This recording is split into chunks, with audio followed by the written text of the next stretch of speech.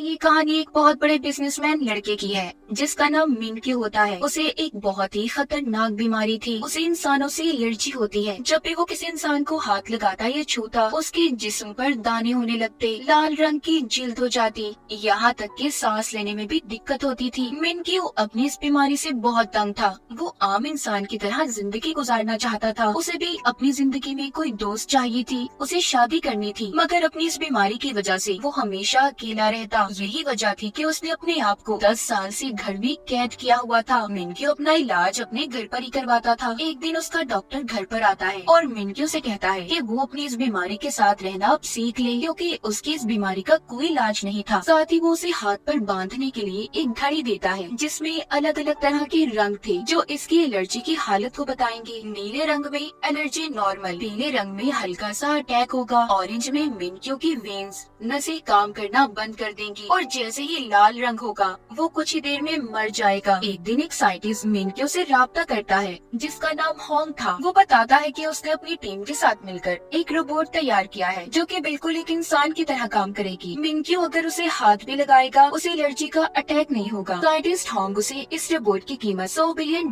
बताता है। अब अगले दिन जब मिनक्यू लैब में जाकर उस रोबोट को देखता है जिसे देखकर वो हैरान हो गया था। उस रोबोट को एक बहुत ही खूबसूरत लड़के की शक्ल देकर बनाया गया था। जब मिनक्यू उसे हाथ लगाता है तो उसे कुछ भी नहीं होता। ये देखकर तो वो खुश हो गया था। वो रोबोट इसको अपना नाम AJ3 बताती है। मिनक्यू इसे AJ3 रोबोट को खरीदने के लिए तैयार था और बहुत सारे पैसे इस रोबोट पर लगा देता है। अगले दिन जब साइंटिस्ट इस रोबोट को टेस्ट कर रहे थे तो एक साइंटिस्ट सोडा की बोतल को उछाल देता है जिसमें से एक बूंद इस AJ3 के अंदर गिर जाती है। बहुत बड़ा शॉर्ट सर्किट हो गया था और उस रोबोट का प्रोसेसिंग सिस्टम खराब हो जाता है जिससे वो चला करती थी। ये देखकर सारी टीम बहुत ज्यादा परेशान थी क्योंकि अगले दिन AJ3 को मिनक्यू के पास डिलीवर करना था। ये लोग उससे पैसे भी ले चुके थे। सारी टीम सोचती है कि इस रोबोट को तो ठीक करने में बहुत वक्त लगेगा, इस तरह इनकी मिनक्यू से डील भी कैंसिल हो जाएगी। इसीलिए होंग को यहाँ पर एक आइडिया आता है। इसने AJ3 को अपनी एक बहुत ही पुरानी दोस्त जिसका नाम जिया होता है उसकी शक्ल देकर बनाया था, तो इसीलिए अभी उससे मिलने जाता है और सारी बात बताता है। इसका प्लान दरअसल मिनक्यू के पास जिया यानी कि असल इंसान को रोबोट बनाकर भेजने का था। पहले तो सारी बातें सुनकर जिया मना कर देती है, लेकिन जब होंग उसे पैसों की लालच देता है क्योंकि जिया बहुत गरीब थी तो इसीलिए वो इस बात को मान गई थी। साइंटिस्ट की टीम जिया को अपने लैब में ले जाकर रोबोट AJ की सारी बातें सिखाती है कि वो काम कैसे करती है, उठती कैसे है, पानी कैसे देती है, सब कुछ। फिर उसे उसी रोबोट की तरह सेम कपड़े पहनाए जाते हैं, बालों में विग और आंखों में लेंस लगाए जाते हैं जो कि एक कैमरा की तरह काम करेंगी, जिससे ये लोग जिया और मिनक्यू पर नजर रख सकते थे। अब खैर जिया को एक रोबोट की तरह तैयार करके मिनक्यू के घर भेज दिया जाता है। जैसे ही मिनक्यू इसके बड़े से ताबूत को खोलता है जिया तो उसे देखकर डर गई थी। दरअसल यहाँ पर हुआ कुछ यूँ था, कुछ दिन पहले जिया ने मिनक्यू को खाना डिलीवर किया मगर मिनक्यू को वो खाना अच्छा नहीं लगा था, इसीलिए उसने जिया को पैसे भी नहीं दिए। जब जिया ने उसे रोकने की कोशिश की तो मिनक्यू वहाँ से भाग गया ताकि जिया उसे हाथ न लगा पाई जिससे उसे एलर्जी होगी। मगर मिनक्यू को ये सब बातें याद नहीं थी। अब ये होंग को कॉल करता है और जिया यानी के रोबोट की इस डर और गुस्से के बारे में पूछता है। होंग ये सुनकर उसे एक कहानी सुनाता है। कहता है इस रोबोट AJ3 के 2 मोड है, एक ऑपरेशनल और दूसरा फ्रेंड मोड। ऑपरेशनल में वो गुस्सा और नाराज हो जाती है जबकि फ्रेंड मोड में इंसानों की तरह बर्ताव करेगी। होंग साथ ही मिनक्यू से ये भी कहता है उसकी गर्दन के पीछे एक बटन है, तुम उसे दबा दो सब ठीक हो जाएगा। अब मिनक्यू ऐसा ही करता है और जिया का टेस्ट लेता है, मतलब कि उसके सामने तो वो एक रोबोट ही थी ना। मिनक्यू देखना चाहता था कि ये सभी सही से काम करती भी है या नहीं। तभी होंग की लैब की लाइट चली जाती है। अब ये सब कुछ जिया को अकेले ही संभालना था क्योंकि होंग तो अब उससे राब्ता नहीं कर सकता था। मिनक्यू सबसे पहले एक बॉक्स खोलने का कहता है जिसको एक मैथ के कोड के हिसाब से खोलना था, मगर जिया का मैथ तो बहुत ही कमजोर होता है तो इसलिए वो उस बॉक्स को तोड़ देती है। दूसरा टेस्ट उसका एक उबले हुए अंडे को छीलने का था जिसे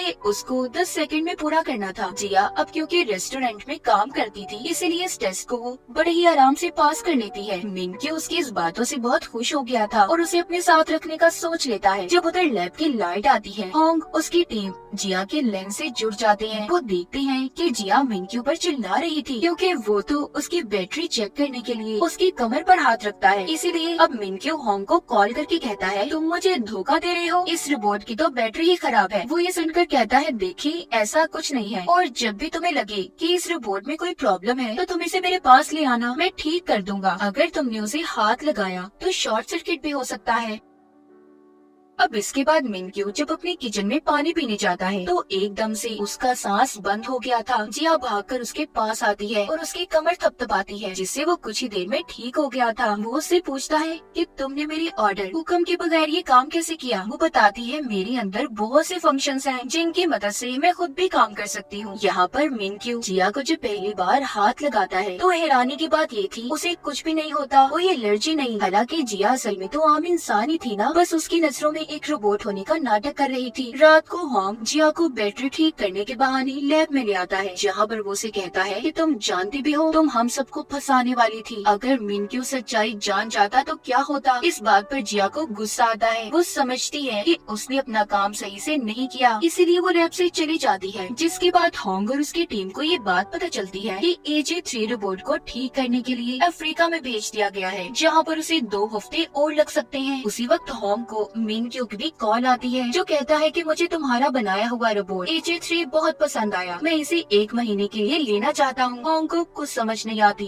कि अब वो क्या करेगा, इसीलिए वो जिया को वापस बुलाता है और कहता है कि कुछ दिन और तुम्हें रोबोट बनकर मिनक्यू के सामने रहना होगा। इसके बदले में वो उसे ज्यादा पैसे देने की लालच भी देता है और कहता है कि हर रात तुम्हें चार्ज करने के बहाने हम लैब में ले आएंगे। ये सब बातें सुनकर जिया फिर से रोबोट बनने के लिए तैयार थी। एक दिन जिया बाथरूम में जाती है, बाथरूम को मिनक्यू के महंगे परफ्यूम से साफ कर रही थी। तभी उधर मिनक्यू आ जाता है और उसे इस तरह देखकर कहता है कि रोबोट तो पानी के पास नहीं जा सकते, तो तुम ये सब कैसे कर रही हो। जिया रोबोट की तरह उसे जवाब देती है कि मैं एडवांस रोबोट हूँ जो हर काम कर सकती हूँ। तभी मिनक्यू जब मुड़ने लगता है तो वो जिया के मुंह पर आते पसीने को नोटिस करता है। ये देखने जब वो दोबारा पीछे मुड़ता है तो तभी उसका पाँव साबुन के ऊपर आ गया था, जिससे वो फिसल जाता है और उसकी कमर में चोट लग गई थी। इस तरह एक दिन जिया सफाई करते हुए मिनक्यू के ताश के पत्तों का बना हुआ घर खराब कर देती है, जिसको बनाने में उसे 10 साल लगे थे। ये देखकर मिनक्यू को गुस्सा आ जाता है। तभी जिया कहती है मेरी बैटरी 5% रह गई है और खुद ही बंद होने का नाटक करती है। मिनक्यू होंग को अपने घर पर बुलाकर पूछता है कि आखिर तुम्हारे रोबोट में क्या मसला है, उसकी गलतियों की वजह से मेरे नुकसान हो रही है। होंग कहता है मुझे थोड़ा टाइम दे, मैं इसे ठीक कर दूंगा। एक दिन मिनक्यू के खास मेहमान ने घर पर आना था तो इसलिए वो जिया को बाहर निकलने से मना करता है। दरअसल उसका खास मेहमान एक लड़की थी जिसे मिनक्यू बहुत पसंद करता था। अब वो लड़की जब उसके घर आती है और मिनक्यू से मिलते हुए उसके कंधे पर हाथ लगाती है, उसको एलर्जी होने लगी थी। वो लड़की मिनक्यू की इस बीमारी के बारे में नहीं जानती थी, तो इसीलिए वो एक मीटिंग का बहाना बनाकर वहाँ से भागकर घर के अंदर आ जाता है और उस कमरे तक पहुँचने की कोशिश करता है जहाँ पर उसकी एलर्जी के इंजेक्शन थे, मगर कमजोर होने की वजह से इंजेक्शन को नहीं लगा पाता। तभी ये देखकर उधर जिया आती है। मिनक्यू जमीन पर बेहोश पड़ा था। यही से कहानी हमें उस वक्त की दिखाई जाती है जब मिनक्यू को ये बीमारी नहीं थी, उसके लिए सब कुछ नॉर्मल था। मिनक्यू ने जब ताश के पत्तों का पहला घर बनाया तो बहुत खुश हुआ। एक दिन छोटे मिनक्यू की बर्थडे पार्टी थी, बहुत से लोग जमा होते हैं, सभी बहुत खुश थे। जब पार्टी से मिनक्यू अपने मॉम डैड के साथ घर जा रहा था तो उसका गुब्बारा उसकी डैड की आंखों के सामने आ गया, जिससे उन्हें सामने से आने वाला ट्रक नजर नहीं आया और उनकी गाड़ी का एक्सीडेंट हो गया, जिसमें मिनक्यू के मॉम डैड मारे गए। उनके फ्यूनरल पर बहुत से लोग जमा थे। तभी मिनक्यू का बड़ा बनने की कोशिश में लगे थे। दरअसल उन्हें मिनक्यू से कोई मतलब नहीं था, वो सब तो इसके डैड की जायदाद के पीछे पड़े थे। तभी एक दिन मिनक्यू को एक लिखा हुआ नोटिस मिलता है जो कि मैडम एक्स का था, जिनके बारे में हमें आगे जाकर पता चलेगा, जिसमें लिखा था कि बच्चे तुमने किसी भी पेपर्स पर साइन नहीं करने। एक दिन जब वो अकेला बैठा था तो उसके पास उसका दोस्त आता है जिसके पास एडॉप्शंस के पेपर थे। वो कहता है देखो इस पर साइन कर दो, जिसके बाद तुम मेरे भाई बन जाओगे। मिनक्यू भी उन पेपर्स पर साइन कर देता है। तभी वो देखता है उसके दोस्त का हाथ एक शैतानी हाथ में बदल गया, जिससे डरकर वो वहाँ से भाग जाता है। अब उसका दोस्त अपने डैड के पास वापस आकर जब उन्हें वो पेपर्स देता है तो मिनक्यू ने आखिरी सफ़े पर अपने साइन की बजाय कुछ और लिखा था। उधर मिनक्यू अपने घर में आकर अकेला रहने लगा। उसके दिमाग में ये बात बैठ गई कि लोग बहुत गंदे हैं, वो उसकी जायदाद के पीछे पड़े हैं, इसीलिए जब से उसे इंसानों से एलर्जी होने लगी। ये बात उसके खास डॉक्टर के अलावा कोई भी नहीं जानता था। इसी के साथ कहानी दोबारा प्रेजेंट मौजूदा दौर में आती है, जहाँ पर मिनक्यू को अब होश आ गया था। वो अपने पास जिया को पाता है, उसे बताता है कि मैंने सपना देखा, सभी लोग मेरे दुश्मन हैं। वो ये देखकर हैरान था कि वो बिल्कुल ठीक हो गया है। अब वो जिया के साथ और ज्यादा वक्त गुजारने लगा। एक दिन वो उसी लड़के से मिलने जाता है जिसे वो पसंद करता था। अब वो लड़की जाते हुए मिनक्यू से फिर से हाथ मिलाकर जाती है, तो तभी उसे एलर्जी हो गई थी। वो अपना इंजेक्शन निकालकर लगाने की कोशिश करता है, मगर फिर सोचता है कि आखिर वो कब तक ऐसे जिंदगी गुजारता रहेगा। इसीलिए वो अपने इंजेक्शन को पानी में फेंकने जाता है। तभी जिया उसके पास आती है और ये क्या, उसकी एलर्जी खत्म हो गई थी। बिना किसी इंजेक्शन को लगाए बगैर उसकी घड़ी का टेम्परेचर भी नॉर्मल नीले रंग पर आ जाता है। जब ये वापस घर जा रहे होते हैं तो मिनक्यू एक आदमी से टकराकर गिर गया था, मगर इसे तब भी कुछ नहीं होता। ये सब देखने के बाद तो उसे अपने ऊपर यकीन ही नहीं आता कि वो ठीक हो गया है। इसलिए अब वो ये देखने के लिए कि वो ठीक है या नहीं, वो जिया को लेकर लोगों की भीड़ में जाने का फैसला करता है, जो उसने कभी भी अपनी जिंदगी में नहीं किया था। जब दोबारा से वो एक बच्चे से टकराता है तब भी उसे कुछ नहीं होता। एक बार फिर जब उसे एक आदमी हाथ लगाता है, इस बार भी उसे कुछ नहीं हुआ था। वो अपने डॉक्टर को कॉल करता है और कहता है कि मैं बिल्कुल ठीक हो गया हूँ। तभी एक आदमी जब इसे टकरा जाता है, यहाँ पर जिया भी उसके साथ नहीं थी। मिनक्यू की एलर्जी दोबारा शुरू हो जाती है। जब ये दूर खड़ी जिया की तरफ देखता है तो ठीक हो जाता है। कॉल पर मिनक्यू डॉक्टर से कहता है कि कोई तो है जिसे जब मैं देखता हूँ ना तो ठीक हो जाता हूँ। ये सब सुनकर डॉक्टर भी हैरान थे। मिनक्यू भागकर जिया के पास जाता है और कहता है कि मैं तुम्हारे लिए दुनिया की सबसे बड़ी बैटरी खरीदूंगा, तुम हमेशा मेरे पास रहोगी। घर आकर वो सब कुछ दोबारा से डॉक्टर को बताता है। डॉक्टर कहते हैं मिनक्यू मैं हैरान हूँ कि तुम बिना इंजेक्शन के ठीक हो गए। अब मिनक्यू जहाँ पर भी जाता जिया को अपने साथ साथ रखता। उसकी नजर में तो अब भी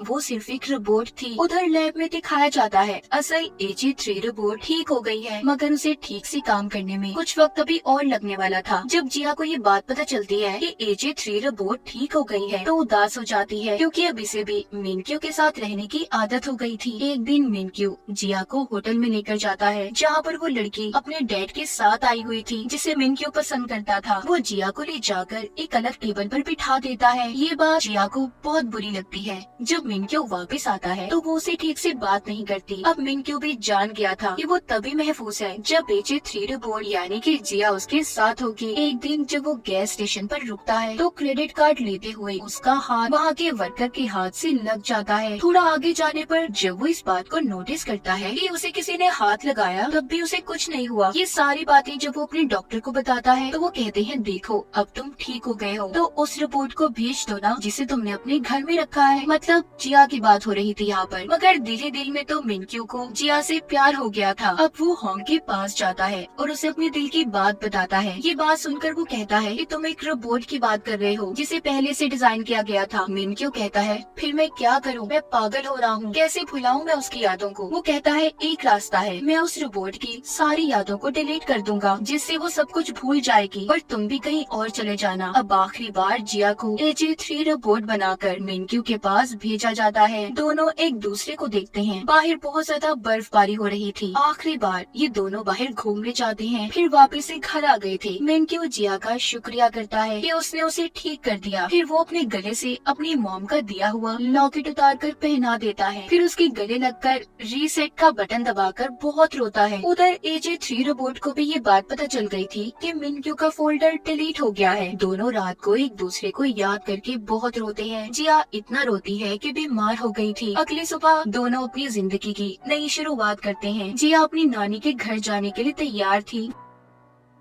जब वो ट्रेन में बैठी थी तो इत्तेफाक से उसी ट्रेन में मिनक्यू आता है जिसने जिया को देख लिया था। वो सोचता है कि इस लड़की की शक्ल तो बिल्कुल AG3 रोबोट जैसी है। दोनों एक दूसरे के आमने सामने बैठे थे पर बात तक नहीं करते, क्योंकि जिया को मिनक्यू के साथ बोलने से मना किया गया था। अब ये होंग को कॉल करता है और बताता है कि मैंने तुम्हारे रोबोट जैसा एक चेहरा देखा। वो कहता है हाँ, मैंने उस रोबोट को अपनी खास की शक्ल दी थी। तो मिनक्यू कहता है क्या मैं उस इंसान से बात कर सकता हूँ? वो कहता है नहीं। इतना कहकर कहकर उसने कॉल को काट दिया था। मिनक्यू को यहाँ पर शक हो जाता है, इसीलिए वो जिया का पीछा करता वहाँ तक आ गया था जहाँ पर ये नौकरी करती और अपनी नानी के पास रहने वाली थी। उसकी नानी का एक होटल था। सब चले गए थे मगर मिनक्यू बैठा उसका इंतजार कर रहा था। जिया तंग आकर उसके पास जाकर बताती है कि हाँ, मेरा ही चेहरा AJ3 को दिया गया, इसके बदले मुझे बहुत से पैसे दिए गए थे। ये सब बताकर वो उसे वहाँ से जाने का कहती है मगर मिनक्यू अब इसके पास ही रहना चाहता था। कुछ दिन में उसकी जिया की नानी के साथ भी दोस्ती हो गई थी और वो जिया के साथ वो सब बिताए पल गुजारता है जो इसकी नजर में उसने AJ3 रिपोर्ट के साथ गुजारे थे। एक दिन जब वो वापस आया तो देखता है जिया उधर होटल में नहीं थी, वो अपने नानी के घर से जा चुकी थी। अब वो उसे पागलों की तरह यहाँ वहाँ ढूंढता है। तभी वो उसे समंदर के किनारे बैठी हुई मिलती है। उसकी नजर जिया के गले में उस लॉकेट पर जाती है जो उसने AJ3 रिपोर्ट को पहनाया था। जिया उससे वो हार छुपाने की कोशिश भी करती है मगर मिनक्यू ने उसे देख लिया था। उसकी हालत बहुत खराब थी। उसे समझ आ जाती है कि उसके साथ बहुत बड़ा धोखा हुआ है। उसकी एलर्जी लाल रंग पर पहुंच गई थी जो ऐसा इसके साथ कभी नहीं हुआ था। वो जमीन पर गिर जाता है। उसके बचने के चांसेस भी बहुत कम लग रहे थे। तभी उधर होंग और डॉक्टर आ जाते हैं जो इसे इंजेक्शन लगाते हैं और घर ले आए थे। उसका इलाज किया जाता है। यहाँ पर जिया मिनक्यू से मिलकर उसे सब कुछ बताना चाहती थी मगर डॉक्टर इसको मना करते हैं। जब मिनक्यू ठीक हो जाता है तो उसके पास उसका एक खास असिस्टेंट आया था जो उसको जिया और होंग की कंपनी के खिलाफ केस करने का कहता है कि उन्होंने उसे धोखा दिया। यहाँ पर हमें ये भी पता चलता है कि वो असिस्टेंट दरअसल जिया का भाई था। उसने जिया के इस धोखे के बाद मिनक्यू के पास से नौकरी छोड़ दी थी। अब मिनक्यू होंग की टीम के पास जाता है और उसे अपने साथ धोखा करने के जुर्म में उनके लैब को खाली करवा देता है। उधर जिया भी मिनक्यू के लिए खाना बनाने में मसरूफ थी। वो रोज उसके लिए खाना बनाकर ले जाने लगी थी लेकिन मिनक्यू को उस पर बहुत गुस्सा था। वो उसका खाना रोज कचरे के डब्बे में फेंक देता। जिया उससे कहती है तुम जो मर्जी करो, मैं रोज तुम्हें खाना देने आऊंगी। मिनक्यू जब रात को सोने लगा था तो उसे जिया की याद सता रही थी। वो बाहर अपनी नौकर के पास जाता है जो आग जलाकर बैठा हुआ था। वो उससे पूछता है कि तुमने भी मुझसे कोई झूठ बोला है तो अभी बता दो। नौकर जवाब देता है कि नहीं, मगर हर इंसान अपनी जिंदगी में कोई ना कोई झूठ लाजमी बोलता है। अगली सुबह दिखाया जाता है जब जिया मिनक्यू के लिए खाना ला रही थी, रास्ते में एक बच्चा आ जाता है जिस वजह से उसकी बाइक का एक्सीडेंट हो गया था और उसके हाथ पर चोट लग जाती है। अब मिनक्यू के पास जिया जो वक्त पर नहीं पहुंचती तो वो बेचैन हो जाता है क्योंकि दिल ही दिल में तो वो उसे बहुत चाहता था। अब जिया दिन में आने की बजाय रात को आती है। रूटीन की तरह उसके टेबल पर खाना सेट करती है और जाने लगी थी कि तभी उधर मिनक्यू आता है। कहता है कि तुम मुझसे झूठ बोलकर और धोखा देकर कितनी खुश नजर आती हो ना। जिया कहती है मेरी बात तो सुनो, मैं तुम्हें बहुत कुछ बताना चाहती हूँ। मगर मिनक्यू कोई भी बात सुनने के मूड में नहीं था और गुस्से से गिलास को तोड़ देता है जिसका कांच जिया के हाथ पर आकर लगा था। उसके हाथ से खून आने लगता है मगर फिर भी वो मिनक्यू से माफी मांगती है और चली जाती है। सुबह को मिनक्यू के घर जिया की दोस्त आती है। उसे समझाने की कोशिश कर रही थी। कहती है कि देखो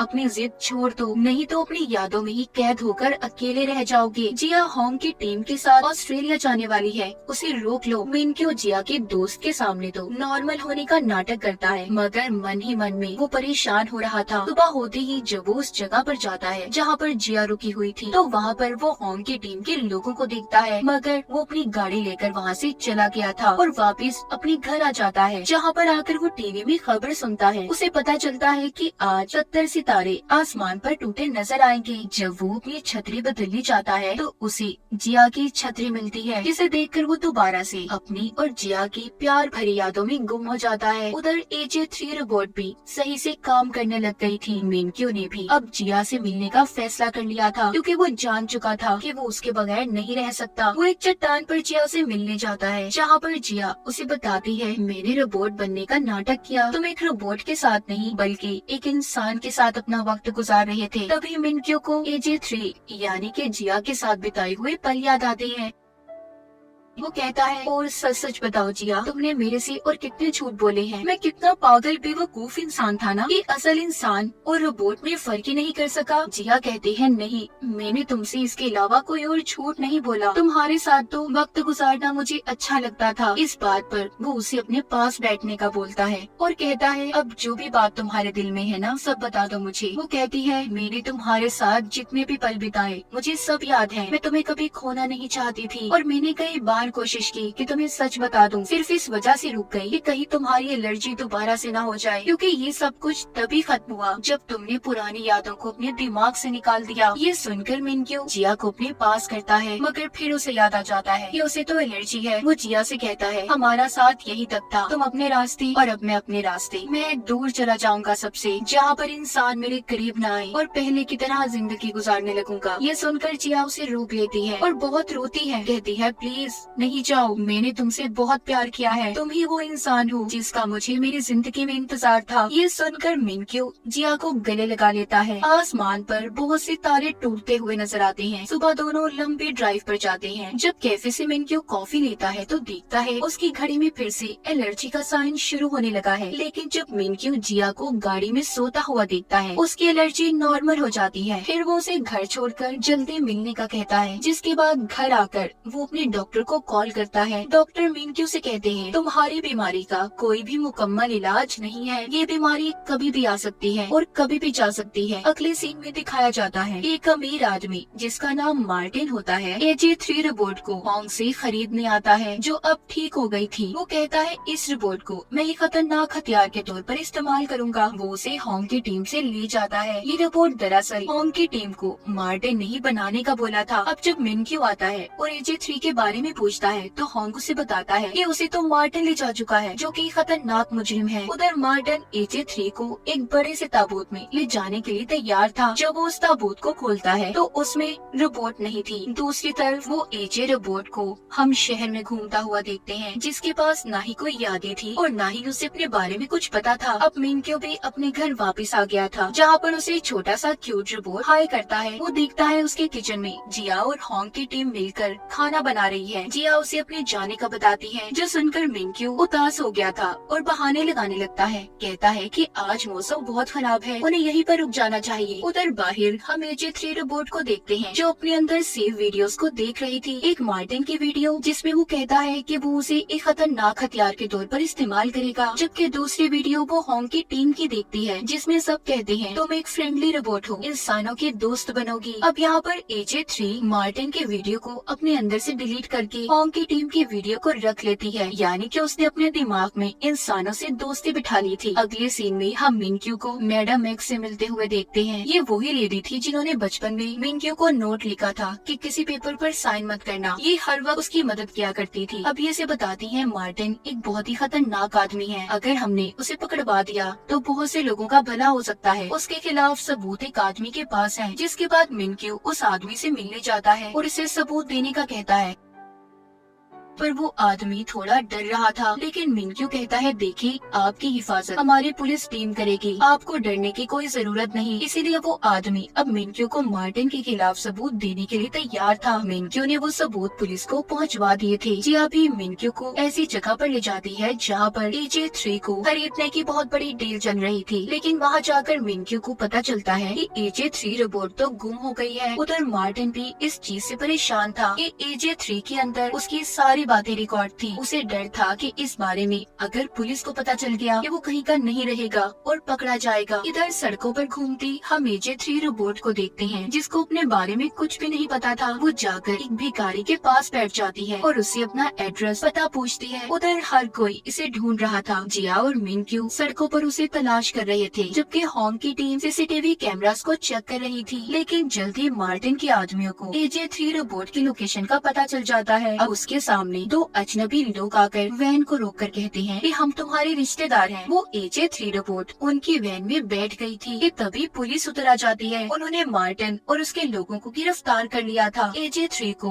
होंग की टीम अपने लैब में वापस ले आती है। तभी बहुत खुश थी कि उन्होंने रोबोट को ढूंढ लिया और गलत हाथों में जाने से बचा लिया। जिया और मिनक्यू घर वापस आकर बहुत खुश थे। होंग की टीम और सब मिलकर बैठकर खाना खाती हैं, जहाँ पर बैठे ये AJ3 रोबोट की वीडियोस देख रहे थे। जब वो बाहर इंसानों से मिली, AJ3 ने बहुत अच्छा काम किया था। होंग इन्हें बताता है कि मैं इसका चेहरा बदलने वाला हूँ। उस रात सब मिलकर आखिरी बार उसे अलविदा बोलते हैं। अब मिनक्यू भी मीडिया के सामने अपने बारे में सब बता देता है कि उसे इंसानों से एलर्जी है, लेकिन वक्त के साथ साथ सब ठीक हो रहा है। वो उन सबका शुक्रिया अदा करता है जिनकी वजह से वो ठीक हुआ था। जिया और होंग की टीम वो ये भी बताता है कि वो एक AI रोबोट पर बहुत से पैसे खर्च करने वाला है। इतना बताते ही उसकी मार्केट के शेयर इंजीनियर्स आसमानों से बातें करने लगे। अपनी जिंदगी के सही फैसले लेकर वो बहुत खुश और इत्मीनान नजर आ रहा था। वो जिया को कॉल करता है और रात को खाने पर मिलने का कहता है। अब वो जिया को बताता है कि तुम्हारा भाई अब भी मेरे पास नौकरी नहीं करना चाहता, वो इस्तीफा देने को तैयार है। जिया